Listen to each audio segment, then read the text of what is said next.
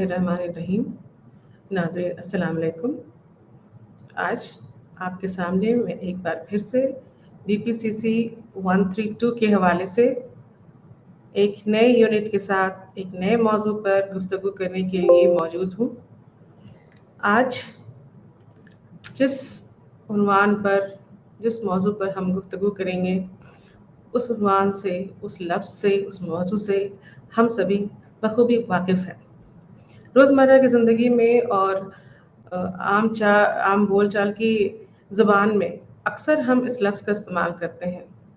जिससे आप सब भी वाकिफ़ हैं और आपने अपनी किताब में भी ज़रूर पढ़ा होगा इसे, और आपके सिलेबस में भी इस लफ्ज़ के बारे में, इस मौजू पर आपकी पढ़ाई करनी है आपको। तो आज हम जिस मौजू की बात कर रहे हैं वो है रवैया, यानी कि एटीट्यूड। हम अपने रोज़मर्रा की ज़िंदगी में अक्सर किसी न किसी रवैये से रूबरू होते हैं या किसी न किसी रवैये का इस्तेमाल करते हैं, बाज़ दफ़ा किसी चीज़ के लिए, किसी इंसान के लिए, किसी हालात के लिए, किसी तकरीब के लिए। अक्सर हम ये बात करते हैं कि ये चीज़ हमें अच्छी नहीं लगी, या फ़लाँ आदमी, वो इंसान, वो मुझे पसंद नहीं है, या वो बहुत ज़्यादा पसंद है, या किसी चीज़ से मुतालिक अगर हम अपनी राय देना चाहते हैं तो हम ये कहते हैं कि ये चीज़ बड़ी अच्छी है, या हमें बहुत पसंद है, या ये काम बार बार करना हमें अच्छा लगता है, या इसके उलट हम ये कह सकते हैं कि ये काम हमें करना पसंद नहीं है, या इस काम को करने में हमें बहुत तकलीफ़ होती है, इस काम को करने में हमें ज़्यादा नापसंदगी का शिकार होना पड़ता है, वगैरह वगैरह। इस तरह की बातें हम हमेशा करते रहते हैं। तो इसी लफ्ज़ और इसी मौजू पर आज की हमारी गुफ्तगू होगी कि आखिर ये रवैया क्या है, कैसे बनता है, किस तरह से ये पैदा हुआ, कैसे इसके बारे में, ये कहाँ से निकला, या कितने इसके अलग-अलग कितनी किस्में हैं, इसके बारे में अलग-अलग ख़ास तौर पर माहिर नफ्सियात जो हैं उनका नज़रिया क्या है, या इसको कैसे हम देखते हैं, इसमें क्या-क्या कमियां हैं, इसको दूर कैसे किया जा सकता है, वगैरह वगैरह। इन सारी बातों की जानकारी आज आपके साथ मैं बांटूंगी और उम्मीद है कि आपको इससे फ़ायदा होगा। तो नाज़रीन, सबसे पहले बात आती है कि आखिर रवैया क्या है, यानी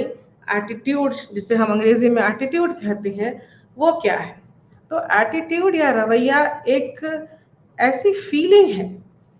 ऐसा एहसास है हमारा, जो हमें किसी इंसान के लिए या किसी चीज़ के लिए या किसी हालात या किसी तकरीब के लिए होता है। ये या तो अच्छा होता है या बुरा होता है, यानी या तो पॉजिटिव होगा या नेगेटिव होगा। तो हम ये कह सकते हैं कि किसी भी इंसान के लिए, किसी भी चीज़ के लिए, किसी भी हालात के लिए हमारे अंदर जिस तरह का एहसासात होते हैं, हमारे अंदर जिस तरह की फीलिंग होती है, उसे हम रवैया का नाम दे सकते हैं। रवैया क्या सिर्फ जेनेटिक है, या इसका ताल्लुक हमारे मुआशरे से भी है, हमारे एनवायरनमेंट से भी है। तो ये कहा जा सकता है कि रवैया जो है वो जेनेटिक, यानी हमारे जीन से, और हमारे एनवायरनमेंट से, दोनों का गुना है। यानी कि जेनेटिक्स और एनवायरनमेंट, ये दोनों मिलकर के ही, इन दोनों की वजह से ही जो तीसरी चीज़ पैदा होती है वो है हमारा एटीट्यूड या रवैया। डेफिनेशन या तारुफ की जहाँ तक बात है इसकी, तो तारुफ के तौर पर हम ये कह सकते हैं कि एक ऐसी टेंडेंसी है, एक ऐसा एक रवैया है, जिसे हम कह सकते हैं कि इसे हम सीखते हैं। यानी कि हम अपने माहौल में, जिस तरह के माहौल में हम पलते बढ़ते हैं, जिस तरह से हमारी परवरिश होती है, उसमें हम कई तरह के रवैये को सीखते हैं। तो ये कहा जा सकता है कि ये रवैया जो है वो सीखा हुआ होता है, यानी कि लर्न्ड होता है। किसी भी चीज़ के लिए, किसी भी इंसान के लिए, जैसा भी हमने आपको बताया, या किसी भी हालात के लिए, जो भी हम जिस तरह का हमारा तजुर्बा होता है, जिस तरह की हमारी लर्निंग होती है, उसके बिना पर हम ये कह सकते हैं कि हमारा रवैया या तो पॉजिटिव है या नेगेटिव है, यानी कि सही है या गलत है। या फिर दूसरे लफ्जों में हम कह सकते हैं कि हमें जो हमारा जो एहसास है या हमारा जो रवैया होता है, वो रवैया किसी भी चीज के लिए, किसी भी इंसान के लिए एक हद तक किस तरफ जाएगा, वो हमारी पसंदगी या नापसंदगी पर डिपेंड करता है। दूसरे लफ्जों में अगर हम रवैये को और अच्छे तरीके से समझना चाहते हैं, तो ये कह सकते हैं कि ये एक ऐसी तैयारी है, हमारा जो रवैया होता है, हमारा जो बिहेवियर होता है, वो इस तरह का होता है जो इस चीज के लिए तैयार होता है कि हम किसी भी चीज के लिए, किसी भी इंसान के लिए जो फीलिंग रखते हैं, उस फीलिंग के साथ एक सही उसी डायरेक्शन में हम काम कर सकें। यानी कि अगर हम किसी को पसंद करते हैं, तो वो किसी इंसान के से ताल्लुक रखता हो या किसी चीज से ताल्लुक रखता हो, अगर हम पसंद करते हैं उस चीज को, तो फिर हमारा जो रवैया या जो हमारा बिहेवियर होता है आगे का, वो उसी डायरेक्शन में होता है कि हम फिर उसी पसंदगी के दायरे में आगे बढ़ के उसके साथ पेश आते हैं। या इसके जस्ट अपोजिट अगर हम ये कहें कि हम किसी को नापसंद करते हैं या कोई चीज हमें पसंद नहीं है, तो हमारा जो रवैया होगा वो उसी डायरेक्शन में होगा, यानी कि हम नापसंदगी की तरफ आगे बढ़ते हैं। तो कहने का मतलब ये हुआ कि अगर हम किसी चीज के लिए कोई रवैया कायम करते हैं, तो हमारा बिहेवियर भी हमारे बिहेवियर पर भी उसका असर पड़ता है, और हमारा जो बिहेवियर होता है वो उसी डायरेक्शन में, उसी तरफ रुख करता है जैसा कि हमारी फीलिंग होती है या हमारा जिस तरह का रवैया होता है। तो जहां तक ये सवाल है कि जो रवैया है वो किस तरह का रवैया है, या रवैया जो है वो हमारा सही है या गलत है, और उसका जो रुख होगा वो किस तरीके का रुख होगा, वो हमारे सही या गलत, पॉजिटिव या नेगेटिव होने पर ही डिपेंड करता है। कि हम अगर पॉजिटिव एटीट्यूड किसी के लिए रखते हैं, तो हमारा जो डायरेक्शन होता है वो भी पॉजिटिव होता है, और अगर नेगेटिव रखते हैं तो वो डायरेक्शन भी नेगेटिव होता है। अब डेफिनेशन या इसकी तारुफ के बाद जिस चीज की सबसे ज्यादा जरूरत होती है समझने की, वो जरूरत इस बात की है कि हम इस बात को समझें कि आखिर रवैये की क्या क्या खुसूसियात हो सकती हैं। यानी कि इसके जो कैरेक्टरिस्टिक्स है, इसकी जो खासियत है, वो क्या ऐसी खासियत है जो इसकी कॉन्सेप्ट को और क्लियर करती है, और अच्छे तरीके से इसका जो रंग रूप है वो सामने निकल के आता है कि आखिर रवैया क्या चीज है। तो इसकी जब हम खुसूसियात पर नजर डालते हैं, तो इसकी खुसूसियात पर नजर डालने पर ये साफ हो जाता है कि आखिर रवैया क्या है। तो सबसे पहले तो रवैया क्या है कि रवैया एक टेंडेंसी है। एक टेंडेंसी है यानी कि पहले से डिसाइडेड, पहले से तयशुदा एक टेंडेंसी है जो हम किसी चीज के लिए या किसी इंसान के लिए रखते हैं। दूसरा है कि वैल्यू से ये अलग होता है, यानी कि हम जब किसी चीज के लिए कुछ जो हमारा जो वैल्यू होता है, उस वैल्यू से एटीट्यूड अलग है, यानी कि रवैया और वैल्यू में फर्क होता है। इसके बाद एटीट्यूड या रवैया इवैल्यूएटिव है, यानी कि इवैल्यूएटिव का मतलब यह है कि हम इसको इवैल्यूएट कर सकते हैं कि वो किस तरह का है, वो पॉजिटिव है, वो नेगेटिव है, वो किस ढंग का है। फिर ये इस रवैये का असर इंसानी रवैये पर पड़ता है, यानी कि ह्यूमन बिहेवियर उससे अफेक्टेड होता है। ह्यूमन बिहेवियर उससे इस तरह से अफेक्टेड होता है कि अगर हम किसी चीज को पॉजिटिव मानते हैं, तो हमारा जो पूरा बिहेवियर होता है वो भी पॉजिटिव हो जाता है, और अगर नेगेटिव मानते हैं या नेगेटिव हम फीलिंग रखते हैं, तो हमारा जो एटीट्यूड होता है वो नेगेटिव हो जाता है, और जो बिहेवियर है वो भी नेगेटिव डायरेक्शन की तरफ ही जाता है। तो इससे हम जो ह्यूमन बिहेवियर है वो अफेक्टेड होता है, यानी कि इंसानी रवैये पर भी उसका असर पड़ता है, और उससे वो उसके असरात दिखाई पड़ते हैं। इसके बाद जो एक और कैरेक्टरिस्टिक्स हम कह सकते हैं या रवैये की खुसूसियात है, वो है इसकी इंटेंसिटी, यानी कि किस तेजी से इसकी जो तेजी है या जिसकी रफ्तार होती है वो कैसी होती है। यानी कि अगर पॉजिटिव होता है तो वो पॉजिटिव डायरेक्शन, और नेगेटिव होता है तो नेगेटिव डायरेक्शन में जाता है। और सबसे जो ज्यादा जरूरी बात यह होती है कि जितने तरह के भी रवैये होते हैं वो सब ही सीखे हुए होते हैं। लर्नड होते हैं, सीखे हुए होते हैं। या कहने का मतलब ये होता है कि पैदा होने के बाद, दुनिया में आने के बाद, जब हमारा ताल्लुक हमारे मुआशरे से होता है और हम जिस मुआशरे में पलते बढ़ते हैं, जिस मुआशरे में हम जिस तरह से सीखते हैं, जो भी चीज़ें सीखते हैं, तो उसी में हम रवैये को भी सीखते हैं। यानी कि जिस जिस तरह के माहौल से, जिस जिस तरह के मुआशरे में हमारा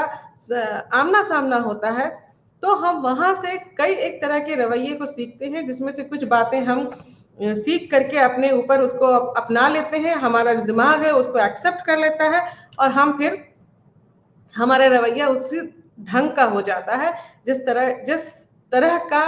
किसका सीखना हमें उस तरह के मुआशरे से मिलता है। कैरेक्टरिस्टिक्स या इसकी खुसूसियात जान लेने के बाद ये बात साफ हो जाती है कि आखिर रवैया क्या चीज़ है। तो हम ये कह सकते हैं कि रवैया एक इस तरह की टेंडेंसी है जो कि सीखी हुई होती है, और इसमें इसका जो डायरेक्शन होता है वो वैसा ही डायरेक्शन होता है जिस तरह का हम रवैया अपनाते हैं। यानी कि अगर हम पॉजिटिव रवैया अपनाते हैं तो हमारा जो बिहेवियर होता है वो पॉजिटिव डायरेक्शन में जाता है, और अगर नेगेटिव होता है तो वो नेगेटिव की तरफ जाता है, यानी कि ना की तरफ जाता है। इसके बाद जो रवैये के बारे में जो जानकारी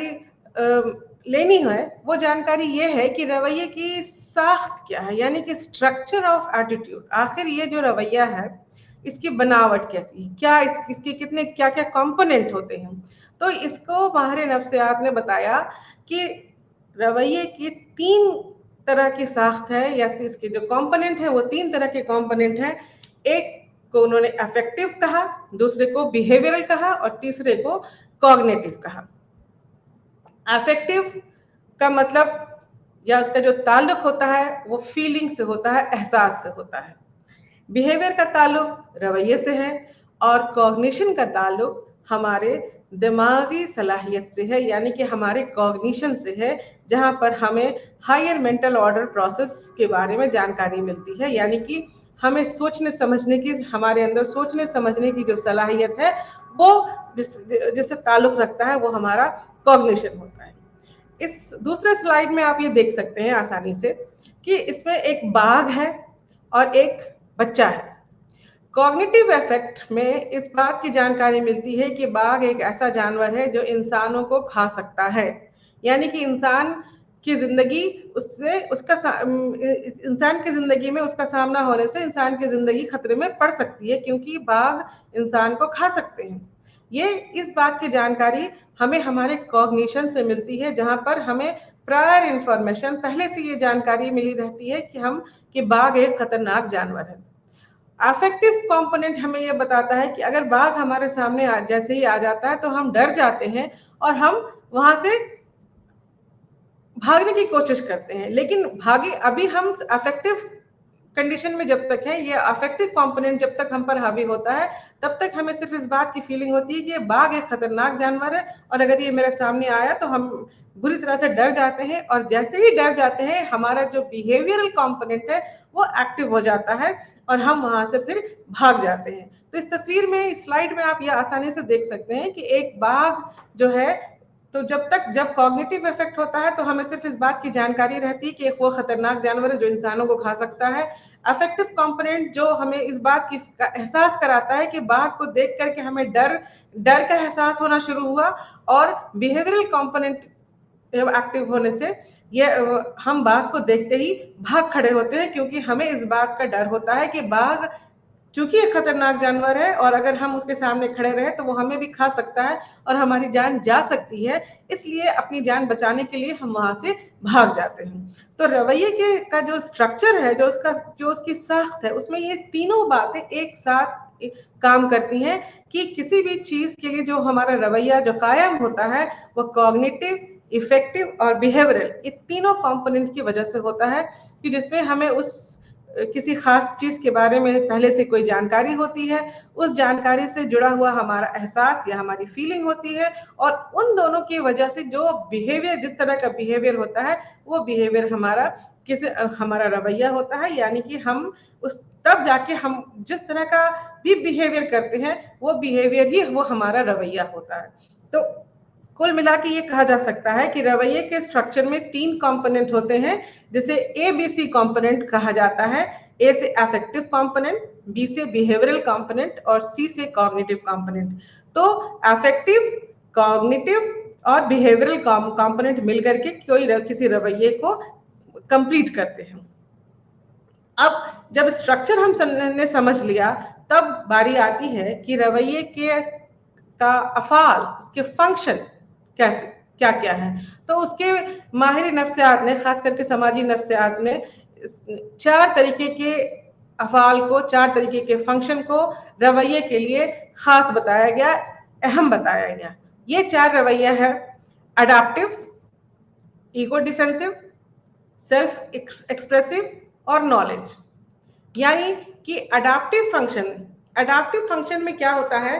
कि हम उस तरीके के रवैये को अपनाते हैं जिस रवैये से हमें हमारे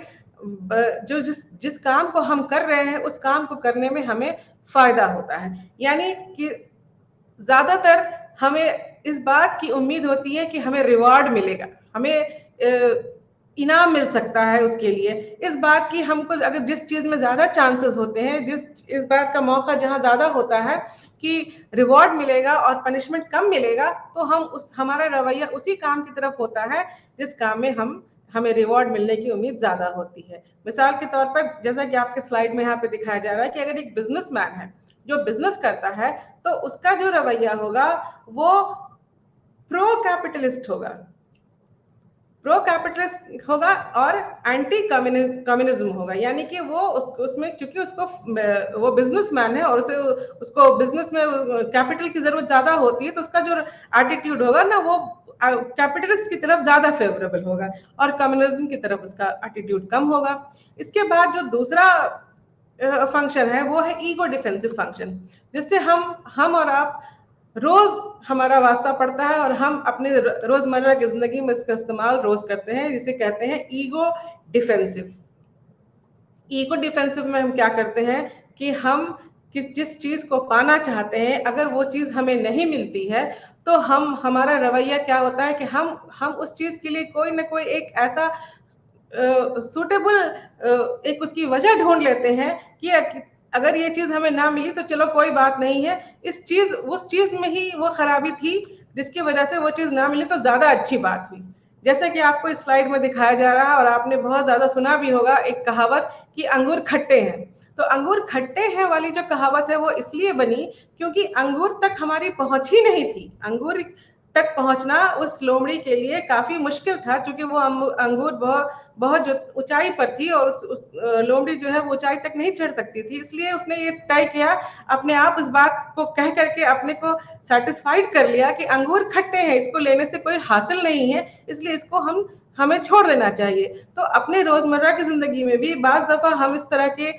इस मुहावरे को अपने ऊपर आजमाते भी हैं कि जब भी हमें कोई ऐसी चीज है जो हमारी पहुंच के बाहर हो जाती है, तो हम उस चीज को किसी न किसी वजह करार दे करके ये कह के छोड़ देते हैं कि चलो उस चीज में ही कोई ना कोई खराबी रही होगी, या वो चीज हमारे काम की ज्यादा नहीं है, या इतनी भी अच्छी चीज वो नहीं है जिसके लिए हमें इतनी कोशिश करनी चाहिए, वगैरह वगैरह। तो करके हम अपने ईगो को, हम अपने सेल्फ को सेटिस्फाइड कर लेते हैं, और ताकि हमें ज्यादा तकलीफ ना हो। तो ईगो डिफेंसिव रवैया हम हमेशा इस बात के लिए अपनाते हैं कि जो चीज अगर हमें ना मिल सकी हो उसके लिए हम एक सुटेबल वजह ढूंढ लेते हैं कि अगर नहीं मिलती है तो हमें उस बात का ज्यादा अफसोस ना हो सके। तीसरा है सेल्फ एक्सप्रेसिव। हम अपने आप को किस तरह से एक्सप्रेस करते हैं। सेल्फ एक्सप्रेसिव का मतलब ये होता है कि चीजें तो हमारे पास होती हैं, हम भी वही होते हैं, लेकिन हर इंसान का अपने आप को एक्सप्रेस करने का, अपने आप को सामने रखने का जो तरीका है वो अलग अलग होता है। तो ये भी एक अपना रवैया होता है कि अगर हमारे पास एक चश्मा है तो उस चश्मे को हम किस तरह से पहने ताकि हम ज्यादा अपील करें या हम ज्यादा दूसरों से अलग हट के दिख सके। ये इस तरह का जो रवैया होता है, ये इसे हम सेल्फ एक्सप्रेसिव कहते हैं कि अपने आप को हम किस तरह से एक्सप्रेस करें ताकि हमको एक सेटिस्फैक्शन मिल सके, हम अपने आप को ज्यादा सेटिस्फाइड कर सके और दूसरे लोगों से हम अपने आप को थोड़ा सा अलग करके दिखा सकते हैं। ये भी एक तरह का रवैया है जिसमें हम अपने आप के ऊपर अपने आप को अलग अलग तरीके से पेश करते हैं। इसके बाद एक चौथा जो फंक्शन है रवैये का, वो है नॉलेज, जानकारी। जानकारी यानी कि हम जिस मुआशरे में रहते हैं और जहां तक हमारी जानकारी होती है, हम उसी जानकारी के आसपास ही अपने अपने रवैये को कायम करते हैं। जैसे कि अगर हमने देखा है अपने आसपास सिर्फ काले रंग का कौवा देखा, कौवा हम सब वाकिफ हैं, और हमने काले रंग का कौवा देखा तो हम ये मान बैठते हैं कि दुनिया में जितने कौवे हैं वो सारे के सारे काले हैं, ये मानते हैं, ये हमारी जानकारी होती है। हो सकता है कि कहीं हमें सफेद कौवा भी देखने को मिले, हो सकता है ये जो हमारी जानकारी है वो सही ना हो कि सारे के सारे कौवे काले हैं, लेकिन चूंकि हमने अब तक काले कौवे के सिवा किसी को नहीं देखा, और हमने जो हमारी अब तक की जो जानकारी है वो यही कहती है कि सब जो कौवा है वो काला ही रंग का होता है, तो हम ये मान लेते हैं कि दुनिया में सारे के सारे लोग, सारे जितने कौवे हैं वो काले हैं, और कौवा जो है वो हमेशा काला ही होता है। ये इस तरह से हम अपने नॉलेज के हिसाब से या अपने नॉलेज के ऊपर बेस करके अपने रवैये को कायम करते हैं कि रवैया जो है वो हमारा जो रवैया है वो किस तरह का रवैया है। तो अपने आप को अपने रवैये पर हमारे नॉलेज का, हमारे सेल्फ एक्सपोजर का, हमारे ईगो का, इन सब बातों का इतना इफेक्ट पड़ता है जिससे कि हम तरह तरह के रवैये कायम करते हैं, और उन रवैयों के बिना पर हम अपनी जिंदगी को आगे बढ़ाने की कोशिश करते हैं। इसके बाद रवैये का एग्जाम, यानी कि टाइप्स ऑफ एटीट्यूड। कितने तरह के रवैये हो सकते हैं? अभी तक हमने आपसे बताया कि रवैया हम कायम करते हैं, या तो हम पॉजिटिव करते हैं या नेगेटिव करते हैं, लेकिन खास तौर पर माहिर नफ्सियात ने बताया कि implicit and explicit attitude, positive attitude और नेगेटिव एटीट्यूड, यानी कि ये 3 तरह के रवैये को माहिर नफ्सियात ने खास बताया। इम्प्लिसिट और एक्सप्लिसिट एटीट्यूड को के बारे में उनका कहना है कि कुछ रवैया ऐसा होता है जिसकी हमें जानकारी होती है, यानी कि वो कॉन्शियस लेवल पर होते हैं, हमारे शऊर में होते हैं, वो हमारे लाशऊर में नहीं होते हैं, या और वो उनकी जो जानकारी होती है उस जानकारी के बिना पर, अपने तजुर्बे के बिना पर हम किसी रवैये को कायम करते हैं। लेकिन इसके जस्ट अपोजिट, इसके उलट कुछ रवैये ऐसे हैं जो कि हमारे शऊर में नहीं है, या हम जिनको कह सकते हैं कि वो हमारे अनकॉन्शियस में होते हैं या सबकॉन्शियस में चले जाते हैं, जहां पर हम उसको एक्सप्लेन नहीं कर सकते हैं। एक्सप्लिसिट एटीट्यूड या जो कॉन्शियस लेवल का रवैया होता है, उसमें हम अपने उस किसी तरह के जो भी रवैया होता है उसको, उसकी जानकारी हमें होती है, हम क्या कर रहे होते हैं उसकी जानकारी होती है, क्यों कर रहे हैं इसकी जानकारी हमें होती है। लेकिन इम्प्लिसिट एटीट्यूड में ऐसा नहीं होता है, वो हम अनजाने में कर लेते हैं, या हम जिसे कह सकते हैं कि हम अनकॉन्शियस से गाइडेड होकर के उस तरह के रवैये को अपनाते हैं। क्योंकि बहुत सारी चीजें ऐसी होती हैं जिसे हम जानबूझकर करते हैं तो वो चीजें हमें समझ में आती हैं, लेकिन कई एक बार ऐसा होता है कि हम अचानक वो अपने आप हमसे हो जाता है। तो इसको एक्सप्लेन करने के लिए माहिर नफ्सियात ने बताया कि जो चीजें हमें से अपने आप हो जाती हैं, या जो हम बिना सोचे समझे कर लेते हैं, वो इम्प्लिसिट एटीट्यूड होता है, और उसका जो एक्सप्लेनेशन है वो एक्सप्लेनेशन हम कॉन्शियस लेवल पर नहीं दे पाते हैं। इसके बाद पॉजिटिव एटीट्यूड है। पॉजिटिव एटीट्यूड में ये होता है कि हम चीजों के पॉजिटिव एस्पेक्ट पर ज्यादा ध्यान देते हैं, यानी कि बातें जो हमारे सामने हैं, जो चीजें हमारे सामने हैं, जो इंसान हमारे साथ है, सामने है, उसके अच्छी बातों को, उसके पॉजिटिव एस्पेक्ट को हम ज्यादा देखते हैं, और नेगेटिविटी को हम नजरअंदाज करते हैं। मिसाल के तौर पर आपके सामने इस स्लाइड में आप ये देख सकते हैं कि एक ग्लास है जिसमें कि आधा पानी भरा हुआ है, एक तरफ हाफ फुल है और दूसरी तरफ हाफ एम्प्टी है। तो जो पॉजिटिव एटीट्यूड है उनका ये ओपिनियन होगा कि ग्लास आधा भरा हुआ है। दूसरी तरफ यहाँ पर आई कांट है लिखा हुआ, तो जो पॉजिटिव एटीट्यूड रखते हैं वो आई कैन ज्यादा पढ़ेंगे, आई कांट को कम पढ़ेंगे। आई कैन का मतलब कि मैं कर सकता हूँ, कांट का मतलब मैं नहीं कर सकता, तो पॉजिटिव एटीट्यूड ये कहेगा कि आई कैन, मैं कर सकता हूँ। ग्लास में पानी आधा भरा हुआ, हम आधा खाली ना कह करके भरा हुआ कहते हैं, ये हमारी पॉजिटिविटी है। इसके बाद नेगेटिव एटीट्यूड। नेगेटिव एटीट्यूड में जैसा कि पहले बताया कि पॉजिटिव एटीट्यूड के जस्ट उल्टा होता है, यानी कि यहाँ पर हम ग्लास में पानी जो अगर आधा है तो हम आधा भरा हुआ ना कह करके ग्लास आधा खाली है इस बात पर ज्यादा ध्यान देते हैं कि ग्लास में पानी आधा है, आधे की और जरूरत है, ये हम ये सोचते हैं। दूसरी तरफ ये हमारा नजरिया होता है कि हम किसी भी काम को अगर करते हैं तो हम इस बात के लिए जिम्मेदारी अपनी ना लेकर के दूसरे ऊपर डालते हैं कि हमारी गलती नहीं थी, गलती दूसरे की थी, इन्वायरमेंट की गलती थी, या हमारी किसी उस चीज में कोई मिस्टेक था, कोई गलती थी जिसकी वजह से वो काम पूरा नहीं हो सका, वगैरह वगैरह। यानी कि हम चीजों के उस पहलू पर ज्यादा ध्यान देते हैं जो हमें कमजोर करता है या हमें जिसकी वजह से हम किसी काम को पूरा नहीं कर पाते हैं। और पॉजिटिव एटीट्यूड इसके जस्ट उल्टा होता है। तो यहाँ पर एटीट्यूड या रवैये के एग्जाम में तीन बातें हैं कि एक तो है कि दो एक्सप्लिसिट और इम्प्लिसिट एटीट्यूड होता है, और दूसरा पॉजिटिव और नेगेटिव एटीट्यूड होता है। एक्सप्लिसिट और इम्प्लिसिट में कॉन्शियस और अनकॉन्शियस लेवल पे हमें इस बात की जानकारी होती है, कॉन्शियस लेवल पर जानकारी होती है तो एक्सप्लिसिट एटीट्यूड है, और अनकॉन्शियस लेवल के कारण इम्प्लिसिट एटीट्यूड कहलाता है। और पॉजिटिव में अगर अच्छी पहलू पर हम ध्यान देते हैं तो पॉजिटिव है, और उसके बुरे पहलू की तरफ ध्यान देते हैं तो वो नेगेटिव होता है। इसके बाद रवैये की तश्कील है, यानी कि फॉर्मेशन ऑफ एटीट्यूड, किस तरह से एटीट्यूड बनता है। अभी तक हमने इसकी जानकारी ली, कितने तरह के रवैया होते हैं, उसकी कैरेक्टरिस्टिक्स क्या क्या है, उसकी क्या क्या खुसूसियात हैं, क्या किस चीज को रवैया कहते हैं, वगैरह वगैरह। लेकिन अब यहाँ पर बारी आती है ये जानने की कि आखिर ये एटीट्यूड बनता कैसे है, किस तरह से एटीट्यूड या रवैये की तश्कील होती है, फॉर्मेशन होता है। तो इसके लिए भी माहिर नफ्सियात ने बहुत सारे फैक्टर्स को इंपॉर्टेंट बताया, जिसमें से तीन फैक्टर सबसे ज्यादा इंपॉर्टेंट। तीन फैक्टर में सबसे important mayor exposure, direct experience और लर्निंग। एक्सपोजर का मतलब ये है कि जितनी बार हम किसी चीज से हमारा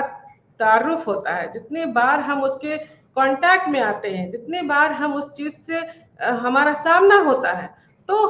हमें उस चीज के बारे में किसी न किसी तरह का हमारे अंदर एक रवैया जो है वो जरूर कायम हो जाता है। यानी कि जैसे कि आप लोगों ने देखा होगा कि एडवर्टीजमेंट के थ्रू किसी चीज को प्रोजेक्ट किया जाता है कि इस तरीके का साबुन है, इस तरीके का टूथपेस्ट है, इस तरीके का ये क्रीम है, वगैरह वगैरह। तो जितनी बार आप किसी एक तरह की चीज से आपका सामना होगा, आपका एटीट्यूड उस चीज के लिए उतना ही फेवरेबल हो जाता है। यानी कि हम बार बार अगर किसी चीज को देखते हैं, किसी चीज का बार बार वो चीज हमारे सामने आती है और अपने अच्छे पहलुओं को वो दिखाती है, तो हमारे लिए वो चीज जो है वो ज्यादा नई नई रह जाती है और हम उस चीज से वाकिफ हो जाते हैं। और एक वक्त ऐसा आता है कि हम फिर उस चीज को पसंद करने लगते हैं। या कभी कभी ऐसा होता है कि बहुत ज्यादा एक्सपोजर होने से भी कि ऐसा देखने को मिलता है कि हम उस चीज से नफरत भी करने लगते हैं, क्योंकि वो बहुत ज्यादा बार उसका इंटरेक्शन हमारे सामने हो गया, इसलिए हम ये देखते हैं कि उस चीज से हमारा जो एटीट्यूड था वो अब नेगेटिव हो जाता है, यानी हम रवैया हमारा जो है वो नेगेटिव की तरफ चला जाता है। तो लेकिन एक्सपोजर एक ऐसा फैक्टर होता है जिसकी वजह से हमारा एटीट्यूड जो है वो बनता है, यानी कि चाहे वो पॉजिटिव बने या नेगेटिव बने, यानी कि अच्छा रवैये में वो बदल जाए या फिर बुरे रवैये में बदल जाए। इसके बाद हमारा डायरेक्ट जो तजुर्बा होता है, जो खुद तजुर्बा हम करते हैं, यानी कि जो चीजें कभी हमने सुनी या कभी कहीं पर हमने पढ़ा, तो उससे तो हमारा एक रवैया बनता है कि हमने चूंकि इस बारे में जानकारी ली। जैसे कि अगर हम ये बोले कि हिमालय पहाड़ जो है बहुत ऊंचा है, ये हमने पढ़ा है, ये हमने सुना है सबसे कि बहुत ऊंचा है, बहुत ऐसा है, या बहुत जो भी बातें हमने उसके बारे में जानकारी हमें मिली, ये हमें सुनकर मिली या हमने पढ़ा या कहीं हमने टीवी वगैरह में देखा, उसको किसी पिक्चर वगैरह में देखा, लेकिन जिस दिन हमारा उससे सीधा तजुर्बा होता है, यानी कि हम सीधे जब हम खुद हिमालय पहाड़ के सामने जब खड़े हो जाते हैं, उस दिन हमारा उसके लिए रवैया अपने तरीके का कायम होगा। यानी कि हम तब उस दिन जो रवैया बनेगा वो रवैया हमारा पहले के रवैये से अलग होगा। यानी कि जब हम किसी चीज से हमारा रूबरू होता है या हम उस चीज के से आमना सामना होता है, तो हमारे रवैये में बदलाव होता है। हम या तो पहले वाले रवैये पे ही कायम होकर रहते हैं या फिर हमारे रवैये में बुरा या अच्छा बदलाव आता है। इसके बाद कुछ लर्निंग जो थ्योरीज हैं उनके भी वजह से हमारे रवैये में तश्कील होता है या हमारे रवैये में बदलाव आता है। तो उसमें क्या है, सबसे पहले क्लासिकल कंडीशनिंग, ये हम लोगों ने पहले भी पढ़ चुका है कि या आप लोगों के साथ हमने इस बारे में गुफ्तगू की थी कि बहुत सारे लर्निंग थ्योरीज हैं जो कि जिसका असर हमारे रवैये पर पड़ता है। जिसमें क्लासिकल कंडीशनिंग सबसे पहले जिस थ्योरी का इफेक्ट पड़ता है वो है क्लासिकल कंडीशनिंग, जहां पर हम ये देखते हैं कि हम किसी ऐसी चीज से कंडीशनड हो जाते हैं, हमारा जो रवैया होता है वो एक ऐसी चीज के साथ कंडीशन हो जाता है जो कि सचमुच में वो चीज वहां पर नहीं होती है। जैसे कि हम ये आप लोगों ने पहले भी पढ़ा होगा इस चीज को कि जो एक बच्चा था उसको खरगोश से डर नहीं लगता था, लेकिन उस बच्चे के अंदर डर पैदा करवाया गया। कैसे पैदा करवाया गया कि जैसे ही खरगोश को सामने लाया गया, एक तेज आवाज उस बच्चे को सुनाई दी गई या उसको सुनवाई गई। तो ये ऐसा सिलसिला बार बार होते गया कि जैसे ही खरगोश आता था उस बच्चे के कान के पास एक जोर से आवाज की जाती थी। नतीजा ये हुआ कि जो बच्चा खरगोश से डरता नहीं था, अब ऐसी बारी आई कि खरगोश को देखते ही, चूंकि उसका डर उसके उस आवाज के साथ एसोसिएट कर गया, इसलिए वो खरगोश को देखते ही बिना आवाज के भी खरगोश को ही देख करके वो डरने लगा और उस खरगोश के साथ उसका एक जो डर का रवैया था वो पैदा हो गया। तो इस तरीके से हम ये देखते हैं कि हम कंडीशनिंग के थ्रू बहुत सारे रवैये को कायम कर लेते हैं। अगर किसी खास तरह के साबुन को लगाने से हमें एलर्जी हो जाती है, तो फिर हम उस तरह के साबुन को दूसरी बार से लगाना पसंद ही नहीं करते हैं। अगर एक गली से जाने पर अगर हमें उस गली में हमारा एक्सीडेंट हो गया तो दोबारा शायद हम उस गली से जाना पसंद नहीं करते हैं। ये हमारा रवैया होता है कंडीशनिंग की वजह से। जैसे कि पावलोव की थ्योरी क्लासिकल कंडीशनिंग का नाम दिया गया, और कंडीशनिंग की वजह से हमारे रवैये में तब्दीली होती है और हमारा रवैया अलग अलग तरह का बन जाता है। दूसरा रवैया ऑपरेंट कंडीशनिंग का होता है, जिसमें कि रिवॉर्ड या पनिशमेंट के जरिए हमें कुछ सिखाया जाता है। तो ये देखा जाता है कि जहां पे रिवॉर्ड मिलता है उस कंडीशन में हमारा रवैया जो है वो ज्यादा अच्छा बनता है, और जहां पर हमें पनिशमेंट मिलती है वहां पे हमारा रवैया नेगेटिव हो जाता है या ज्यादा अच्छा रवैया नहीं बनता है। ऑपरेंट कंडीशनिंग के बाद जो रवैये की तश्कील में जो तीसरा थ्योरी सबसे ज्यादा इंपॉर्टेंट है माहिर नफ्सियात की नजर में, उनका वो थ्योरी है ऑब्जर्वेशनल या सोशल लर्निंग थ्योरी। यानी कि हम किसी चीज को मॉडलिंग के जरिए सीखते हैं। जैसा कि अभी आप अपने स्लाइड में देख रहे हैं कि इसमें ये दिखाया जा रहा है कि सामने टीवी पर एक स्क्रीन पर एक आदमी सिगरेट पी रहा है। उस सिगरेट पीते हुए इंसान को एक बच्चे ने जब देखा तो उसको देख करके उसके भी जहन में ये ख्याल आया, उसके भी जहन में ये ख्वाहिश जगी कि हम भी सिगरेट पी सकते हैं। तो देख करके भी हम बहुत कुछ सीखते हैं, और जैसा हम सीखते हैं उसी ढंग का हमारा रवैया कायम हो जाता है। तो ये बच्चा जो कि स्क्रीन पर ये देख करके सीख रहा है कि सिगरेट पिया जा सकता है, तो हो सकता है कि इसे देखने के बाद वो सिगरेट पीना शुरू कर दे। तो रवैये में उसके बदलाव आया। सबसे पहले बदलाव इसलिए आया कि उसने देखा कि सिगरेट पिया जा सकता है, ये इंसान सिगरेट पी रहा है तो सिगरेट पिया जा सकता है। देख करके उसने सीख लिया और हो सकता है कि वो सिगरेट पीना शुरू भी कर दे। तो इसे कहते हैं कि ऑब्जर्वेशन के जरिए या मॉडलिंग के जरिए हम बहुत सारी चीजों को सीखते हैं और सीख करके अपने रवैये में उसे शामिल कर लेते हैं या उसी ढंग का रवैया अपना लेते हैं। तश्कील के बाद, रवैये की तश्कील के बाद यानी कि फॉर्मेशन के बाद रवैये में बदलाव यानी कि रवैये की तब्दीली या एटीट्यूड चेंज, बर्ताव में, रवैये में चेंज आना या तब्दीली होना, वो कैसे मुमकिन है। इसके लिए भी माहिर नफ्सियात ने बताया कि इसके लिए भी दो फैक्टर हैं। एक फैक्टर सेंट्रल रूट कहलाता है और दूसरा फैक्टर कहलाता है पेरिफेरल रूट। सेंट्रल रूट में कॉन्शियस लेवल पर ज्यादा इफेक्टिवली जिस चीज की चर्चा की जाती है उसको सुन करके हमारे रवैये में तब्दीली आ जाती है। और पेरिफेरल रूट में क्या होता है कि हमारे रवैये में वह तब्दीली उस जो रवैये में हमारी तब्दीली सेंट्रल रूट की वजह से आती है, यानी कि कभी कभी हमारा जो रवैया जो बदल जाता है तो जो पहले से चला आ रहा रवैया है वो खत्म नहीं होता है, वो कहीं दब जाता है और वो रवैया फिर पेरिफेरल रूट पे चला जाता है, जिससे कि हम ये कह सकते हैं कि वो सॉफ्ट होता है या वो कमजोर होता है और वो कहीं ना कहीं वो फिर वो दब जाता है। तो इसी सिलसिले में माहिर नफ्सियात ने बहुत सारे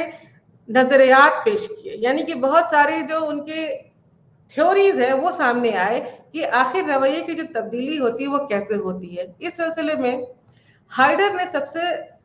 पहले अपनी थ्योरी पेश की और उनका जो थ्योरी था, उनका उस थ्योरी को बैलेंस थ्योरी कहा जाता है। यानी कि हाइडर के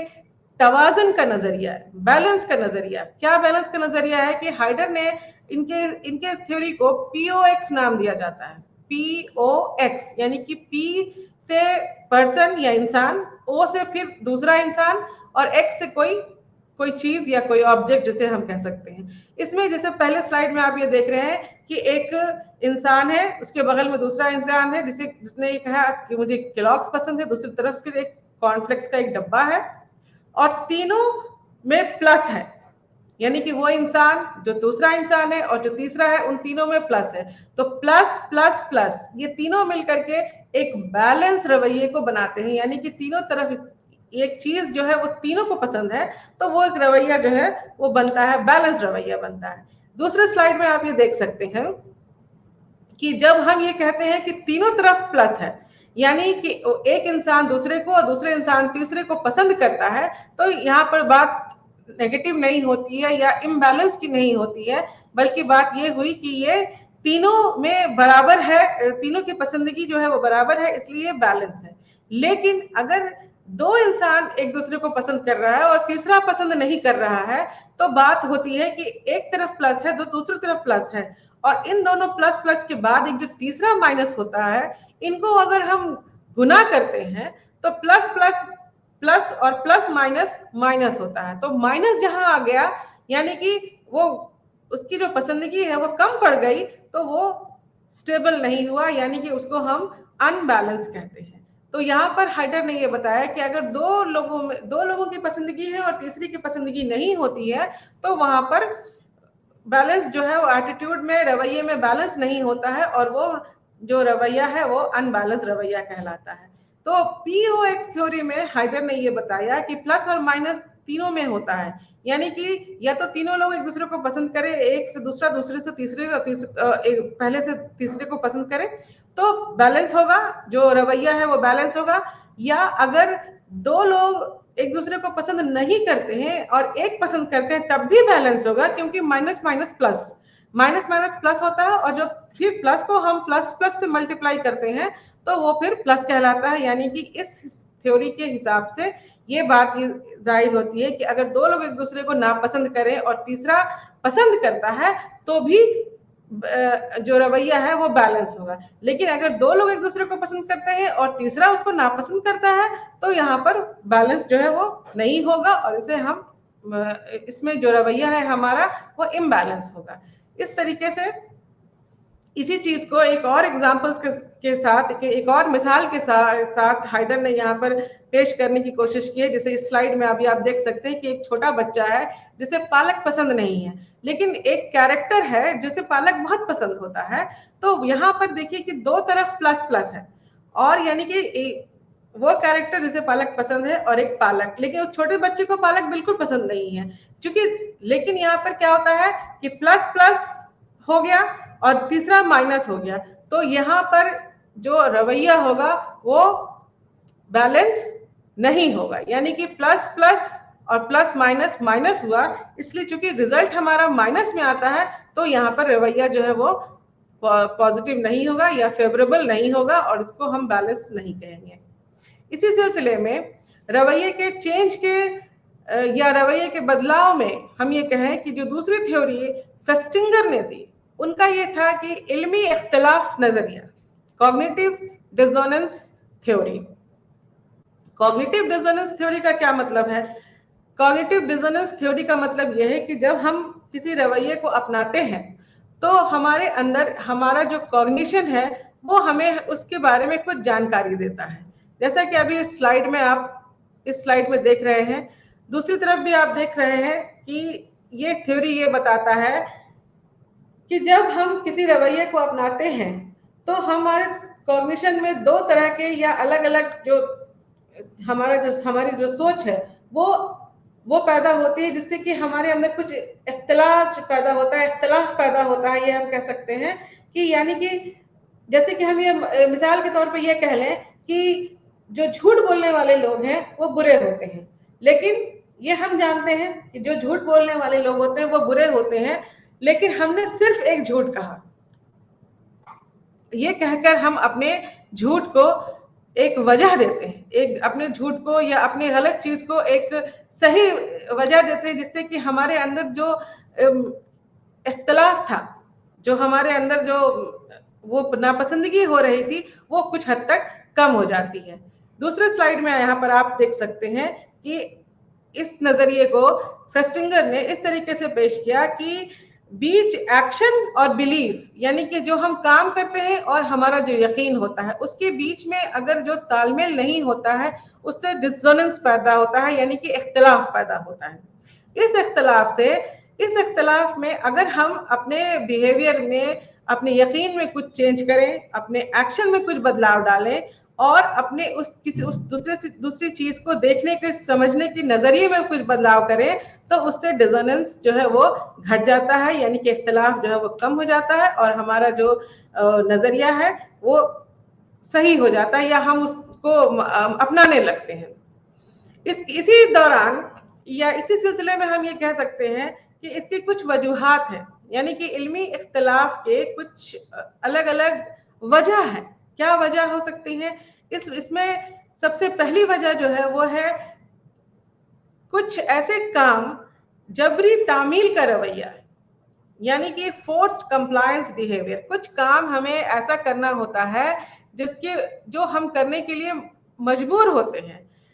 यानी कि हम जिस काम को करना नहीं चाहते, अपनी पसंद का वो काम नहीं होता है, फिर भी हमें उस काम को करना पड़ता है, तो इससे इख्तिलाफ, कॉग्निटिव डिसोनेंस जो है वो पैदा होता है। दूसरा, फैसला साजी, डिसीजन मेकिंग, यानी कि कई एक जिंदगी में मौके हमारे ऐसे आते हैं जहां पर डिसीजन लेना या फैसला करना हमारे लिए मुश्किल हो जाता है। जैसे कि अगर एक तरफ हमारी नौकरी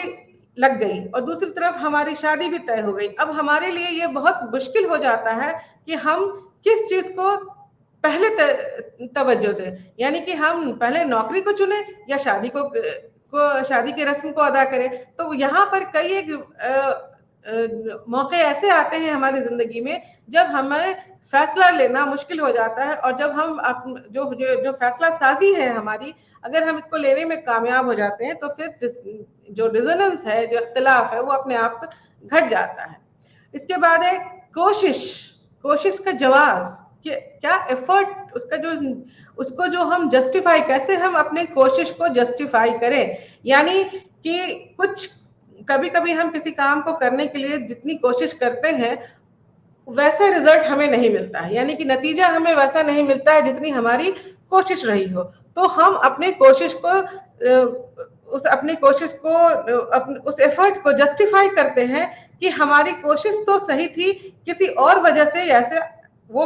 जो हमें कामयाबी मिली या जितनी मिलनी चाहिए थी उतनी नहीं मिली, या जितनी कामयाबी हमें मिली उतनी वो कामयाबी सही है, वगैरह वगैरह करके हम अपने एफर्ट को, अपनी कोशिश को सही ठहराते हैं या उसको हम जस्टिफाई करते हैं। इसके बाद जो रवैये के सिलसिले में सबसे खास या सबसे अहम जो जो कॉन्सेप्ट है, जो लफ्ज है, वो है परसुएशन, यानी कि कायल, किसी चीज को परसू करना। आप जब हम किसी चीज को किसी इंसान के सामने रखते हैं, या किसी चीज को किसी इंसान के सामने रखते हैं, या किसी काम को किसी के सामने रखते हैं, तो हम इसलिए रखते हैं, तो हमारी कोशिश इस तरह की होती है कि वो उस चीज से उसका कायल हो जाए, यानी कि जिस बात को हम रखें उस चीज को वो उसी तरीके से समझ ले, या उस चीज को उससे वो पूरी तरीके से कायल हो जाए, अपनी उसकी राय और हमारी राय जो है वो बिल्कुल एक हो जाए। यानी कि अगर हम किसी चीज के बारे में किसी को बताएं तो वो इंसान उस चीज को उसी तरीके से उस चीज को समझ ले, इसे कायल कहते हैं। तो कायल करने के लिए भी अलग अलग माहिर नफ्सियात ने कुछ अलग अलग थ्योरी या उसके जो नजरियात है वो पेश किया, जिसमें कि सबसे ज्यादा जिस नजरिया को खास माना गया या जिसे अहम बताया गया वो था dual process theory. Dual process theory में भी ये बताई गई कि हम जब किसी तरह के नजरिए को पेश करते हैं या किसी तरीके के रवैये के बारे में जब परसू करते हैं, परसुएशन करते हैं उसका, तो उसमें दो तरीके की बातें जो है वो ज्यादा फायदेमंद होती हैं, या जिनसे उससे दो तरीके की बातें जो है उस पर ज्यादा इफेक्ट डालती हैं। वो है कि एलैबोरेशन लाइक्लीहुड मॉडल और ह्यूरिस्टिक मॉडल, सिस्टमैटिक मॉडल। तो एलैबोरेशन लाइक्लीहुड मॉडल जिसे वसी इम्कानात का मॉडल कहा जाता है, यानी कि वसी इम्कानात का मतलब ये हो गया कि इससे चांसेस जो है वो ज्यादा होते हैं कि अगर हम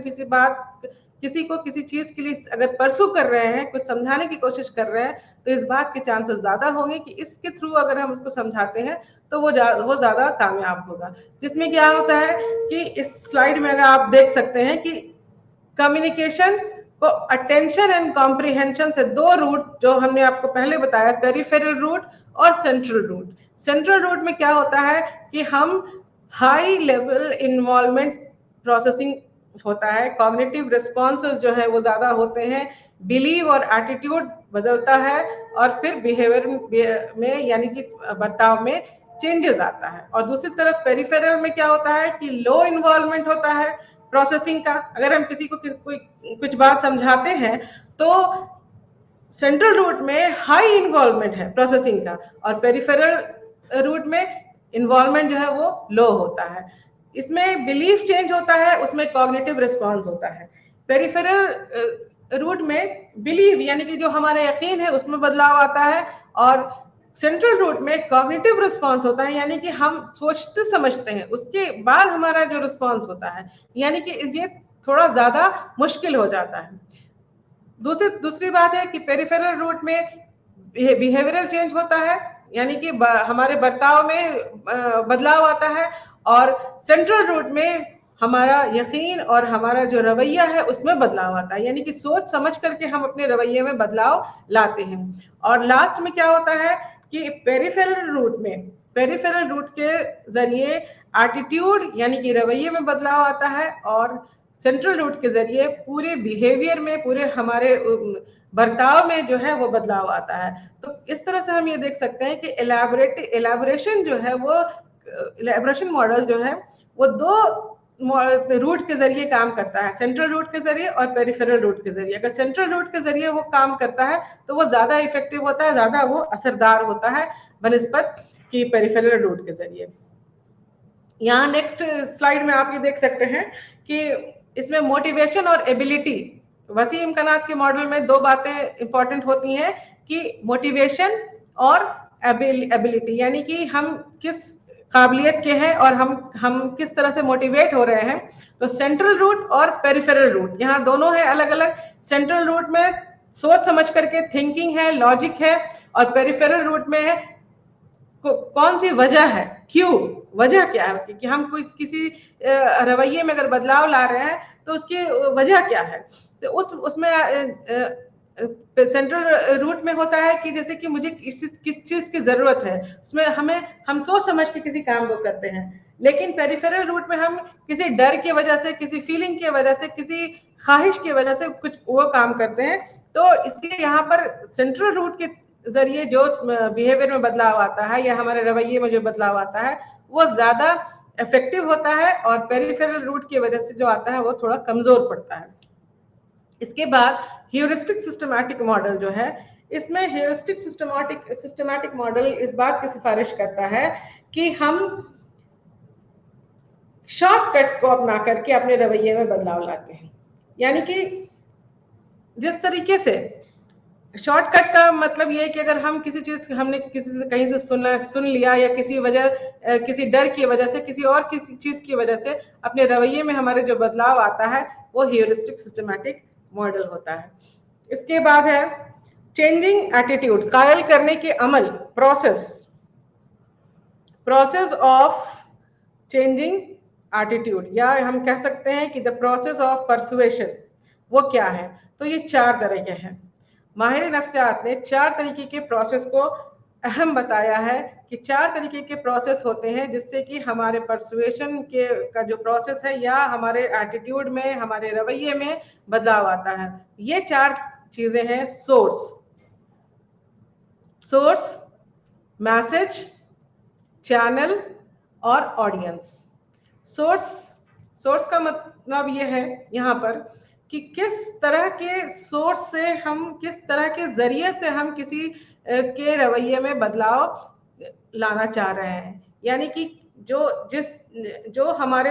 रवैये में बदलाव लाना चाह रहा है वो कितना ऑथेंटिक है, कितना क्रेडिबल, उसके अंदर क्रेडिबिलिटी है, या वो उसकी पर्सनालिटी कैसी है, वगैरह वगैरह। इन सब बातों से जो सोर्स होता है वो उसका इफेक्ट पड़ता है हमारे ऊपर कि सोर्स जितना इफेक्टिव होगा हमारे रवैये में, उसी हिसाब से वो बदलाव आएगा। उसके बाद मैसेज, ये जो मैसेज है यानी कि जिस तरीके से मैसेज दिया जा रहा है किसी रवैये को बदलाव के लिए, जैसे कि अगर किसी एडवर्टाइजमेंट में हम ये देखते हैं कि किसी चीज को प्रमोट किया जा रहा है तो वो किस तरीके से दिया जा रहा है, कितने कितने इफेक्टिव लोगों को सामने लाया जा रहा है, या किस तरीके से उसको गाने के थ्रू या किसी पिक्चराइजेशन के जरिए हमारे सामने उस मैसेज को रखा जा रहा है। तो मैसेज कितना इफेक्टिव है ये डिपेंड करता है हमारे रवैये के बदलाव में। अगर उसका कंटेंट, उसका स्टाइल और उसका जो तरीका है हम तक लाने के लिए, अगर वो ज्यादा इफेक्टिव है,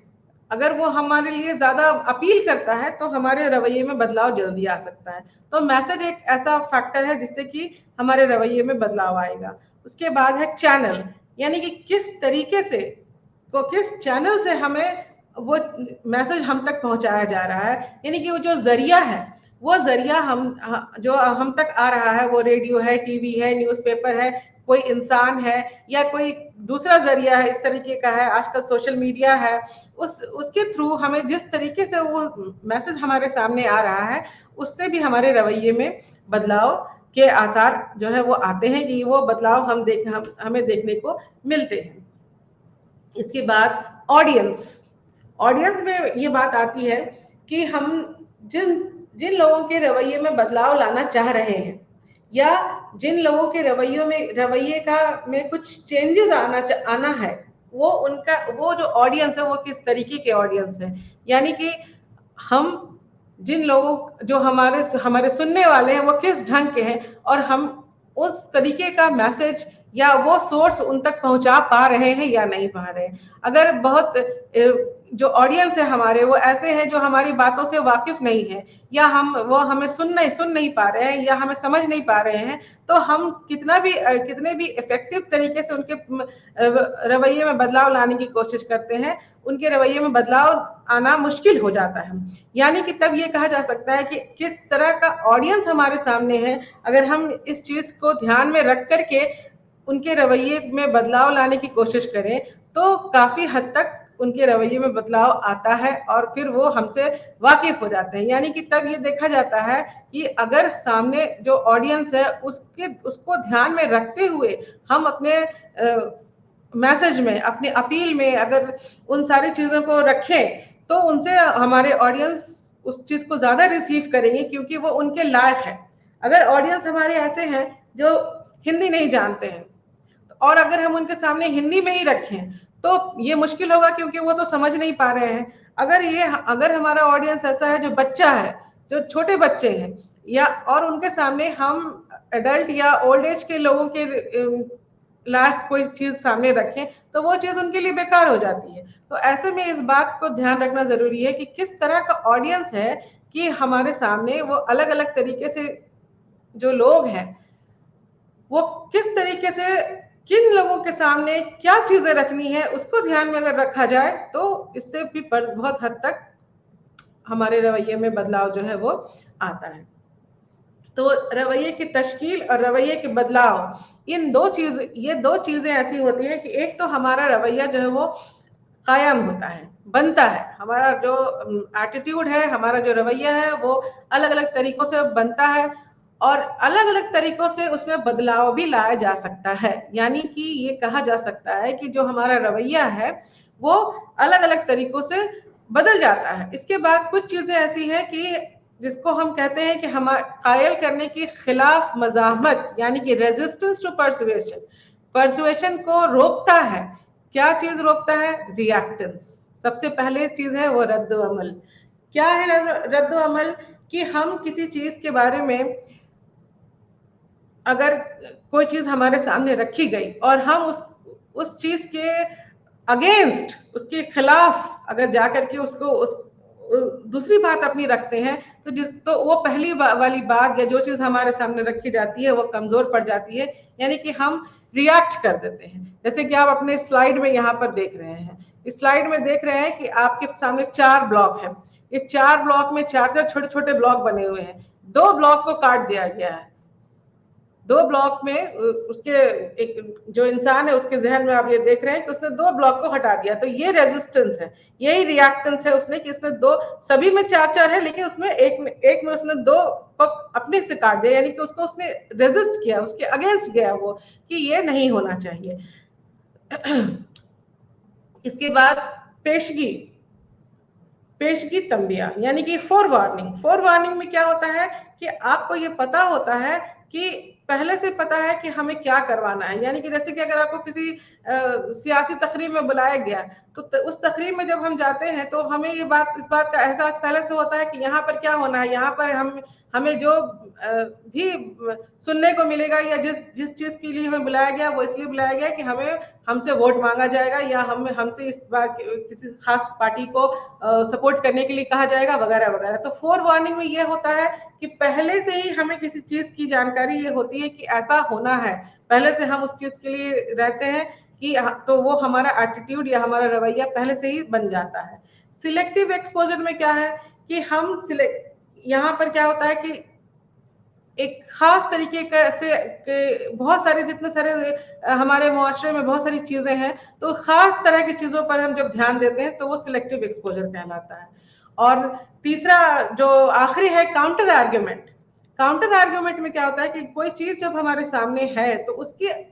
खिलाफ जब हम दूसरे तरीके का आर्ग्यूमेंट देते हैं कि जो हमारे पॉइंट ऑफ व्यू से अलग होता है उसको काउंटर आर्ग्यूमेंट कहते हैं। यानी कि जैसे कि अगर हम गाड़ी चलाना चाहें लेकिन हमारे पास ये काउंटर आर्ग्यूमेंट ये आ जाएगा कि हमारे पास ये जब तक लाइसेंस नहीं तो हम गाड़ी कैसे चला सकते हैं, या अगर हम वोट देना चाहें तो हम जब तक 18 साल की उम्र तक के नहीं हो जाते हैं तो हम वोट कैसे दे सकते हैं। तो ये काउंटर आर्ग्यूमेंट है। तो इस तरीके से हमारे रवैये में बदलाव आता है कि जवाबी दलील से हमारे रवैये में बदलाव, जब ये बता दिया जाता है कि आप तब तक वोट नहीं दे सकते हैं जब तक आप 18 साल के नहीं हो जाते हैं, तो हमें फिर अपने उस रवैये में तब्दीली लाना पड़ता है कि जब तक हम 18 साल के नहीं होंगे हम वोट नहीं दे सकते हैं। तो इस तरीके से हमें देखते हैं कि हमारे अंदर बहुत सारे जो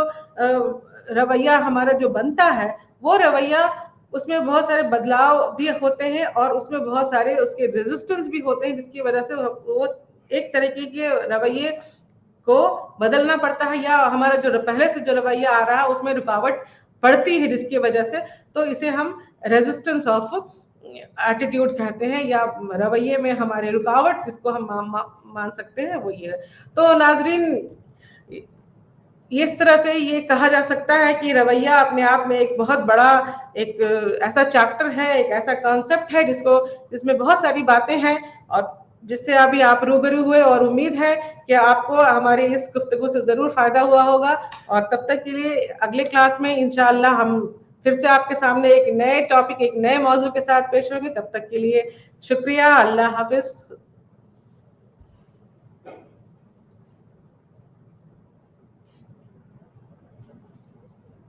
हो गया ना? तो टाइम तो हो ही गया था।